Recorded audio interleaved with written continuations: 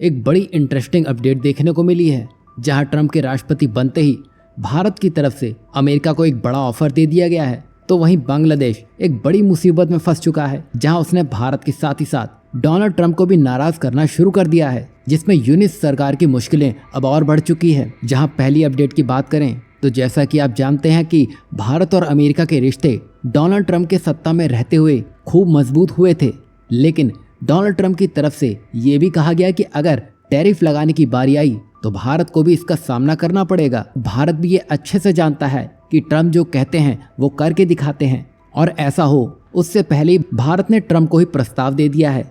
मतलब ट्रंप की शर्त पर भारत ने अपनी शर्त सुना दी है। दरअसल भारत ने कहा है कि अगर अमेरिका अपनी कंपनियों को भारतीय बाजार में आने दे तो भारत भी अमेरिकी कंपनियों को अपने बाजार में खुला हाथ देगा। तो वहीं भारत के कॉमर्स मिनिस्टर यानी कि पीयूष गोयल ने यह भी कहा है कि अगर जरूरत पड़ी तो वो अमेरिकी ऑटोमोबाइल सेक्टर में टैक्स को भी कम कर सकते हैं, जिसमें यहाँ भारत का इशारा सीधे सीधे हार्ले डेविडसन को लेकर था, जिसको लेकर ट्रंप पिछले कार्यकाल में काफी नाराज दिखे थे। कहने का मतलब भारत ने ट्रंप के फैसले से पहले ही अपना फैसला सुना दिया है। बता दें कि भारत और अमेरिका के बीच में ट्रंप के रहते हुए 2019 और 2020 के आसपास एक व्यापारिक समझौता होने वाला था, लेकिन महामारी की वजह से ये सफल नहीं हो पाया। और अब जब ट्रंप की वापसी हो चुकी है तो भारत फिर से उस समझौते को लागू करना चाहता है, और इसके पीछे भी एक बड़ी वजह है। एक तो अमेरिका भारत का एक बड़ा ट्रेडिंग पार्टनर है, जिसमें भारत का ट्रेड डेफिसिट नहीं बल्कि भारत सरप्लस में है। बात करें 2023-2024 के आंकड़ों की तो भारत का अमेरिका से ट्रेड सरप्लस 36.74 बिलियन डॉलर के आसपास है। यही नहीं, अगर ट्रंप चीन पर कड़े प्रतिबंध लगा देते हैं तो भारत के लिए और एक सुनहरा मौका बन सकता है।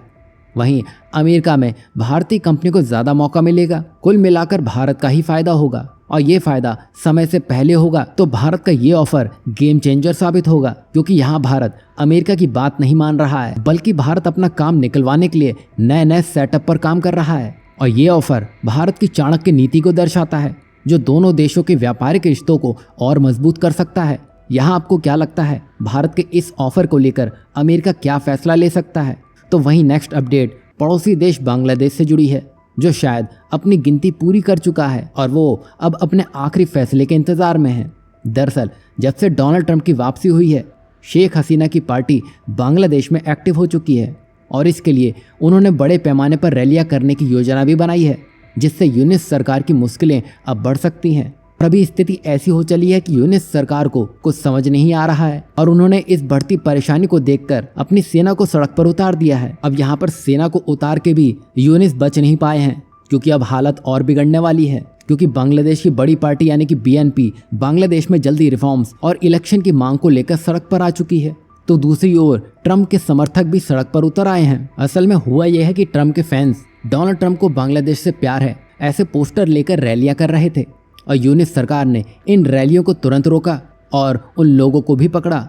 और इसके जवाब में अधिकारियों ने कहा है कि ऐसा समाज में किसी तरह की अशांति से बचने के लिए किया गया है, और इसलिए रैपिड एक्शन बटालियन यानी कि RAB को भी तैनात किया गया है।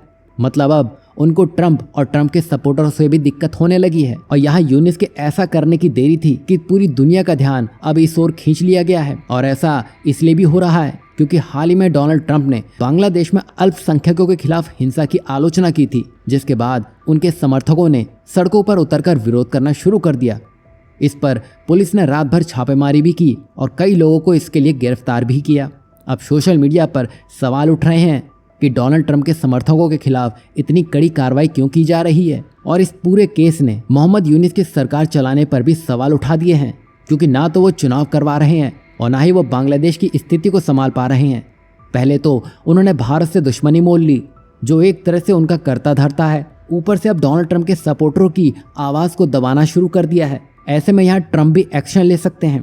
तभी इसको देखकर यही लगता है कि यूनिस के पास उतने ही दिन बचे हैं जितने डोनाल्ड ट्रंप की कुर्सी संभालने के लिए। यहाँ आपको क्या लगता है, यूनिस क्या उससे पहले ही निकल लेंगे?